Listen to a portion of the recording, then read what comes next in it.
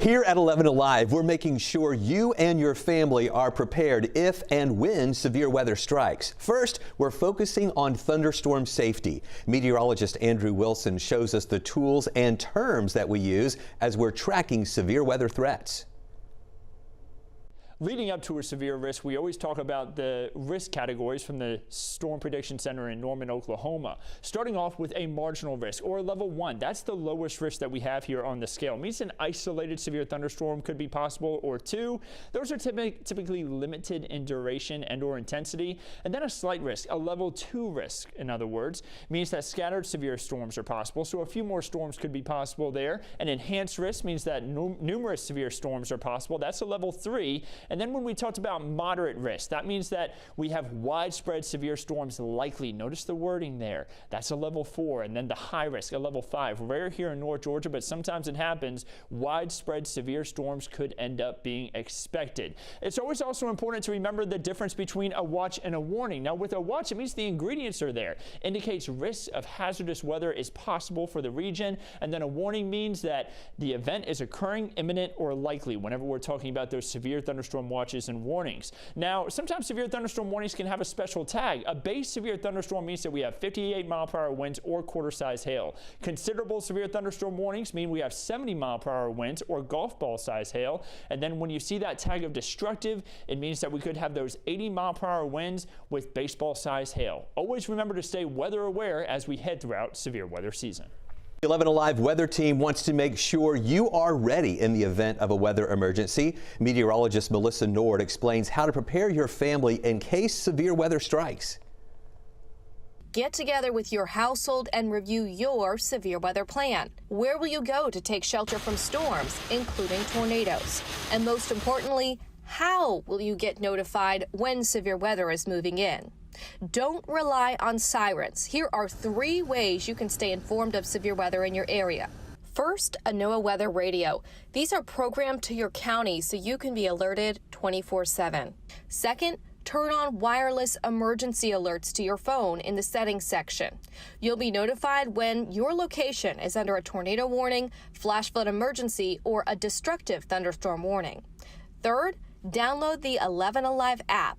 Enable notifications so you can be alerted when severe weather is arriving. Have multiple ways to get warnings, especially overnight while you're asleep. Nearly everyone knows what it's like to experience severe weather. Georgia sees its fair share of tornadoes and lightning. Meteorologist Andrew Wilson talks to us about the importance of lightning safety. It comes and goes in a flash. It was like a huge bomb. Lightning can strike anywhere. We heard it inside the church, knocked off the electricity. Being hit is rare.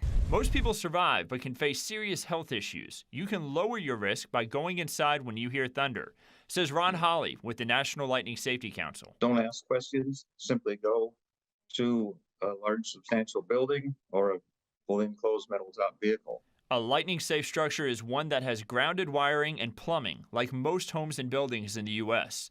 Tents and places like sheds, dugouts, and picnic shelters are not safe from lightning strikes. During a storm, you should also stay away from porches or balconies and things that may conduct electricity, like corded electrical devices. You don't want to be touching the water running in the sink or in the shower or in the bathtub. Those are very good conductors. Trees and lightning are a dangerous combination. Holly says the strike can hit a tree and conduct ground current to a victim. There can also be a side flash where the tree is hit and a portion of the current hits someone near it, or lightning can cause the bark or a limb to explode. It only lasts a few tenths of a second, but during that time it is incredibly strong. There are several claims about what is and isn't safe to do during a thunderstorm. Our Verify team is looking at some of the most common myths about thunder and lightning to see what's true. Here's Brandon Lewis. We asked Verify viewers to send us questions about storm safety tips they've learned over the years and took them straight to these sources. First,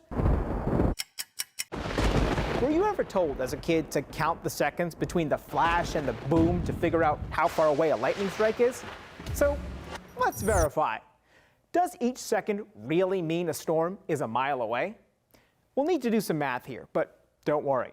The Weather Service says the sound of thunder takes 5 seconds to travel 1 mile. So if you see a lightning strike and it takes 5 seconds to hear thunder, then the lightning is 1 mile away. If it takes 10 seconds, then the strike was 2 miles away. So no, each second between lightning and thunder does not mean the lightning is 1 mile away. It's actually 1 mile for every 5 seconds. And regardless, our experts say if you can hear the thunder, then it's time to head indoors. All right, let's say the storm looked and sounded really close. Several Verify viewers asked us, will lightning always strike the highest point? So let's verify. Generally, our experts say lightning will strike the tallest point, but it depends on what's nearby. If you're next to a giant building with a sophisticated lightning rod system, then that'll probably get hit.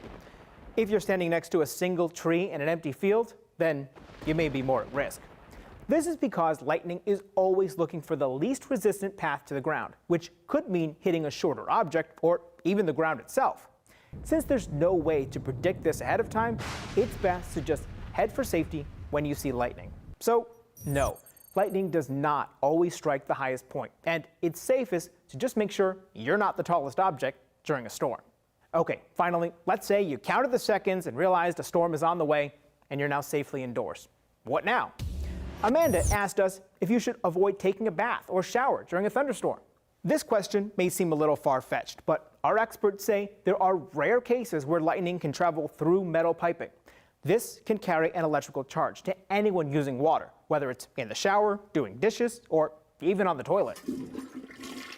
Even people with plastic piping should think twice about using water during a storm.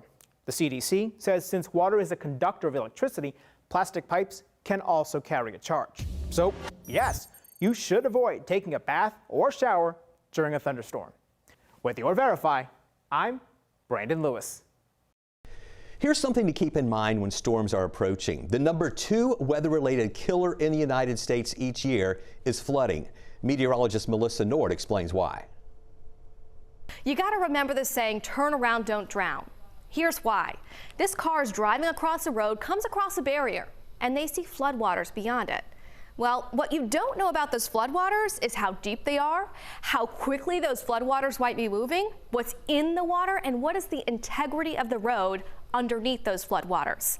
This car decides, I'm going to risk it. Bad decision. They go into the floodwaters, and that water is too deep and moving too swiftly, and it floats the car away. In fact, it only takes 1 foot of swiftly moving water to float this small car. If you have a large truck or SUV, 2 feet of swiftly moving water is all it takes. So remember the saying, turn around, don't drown. It is not worth your life. Thank you for joining us for this 11 Alive Severe Weather Special. Please remember these steps in order to keep you and your family safe. And download the 11 Alive app for all the latest weather updates in your neighborhood.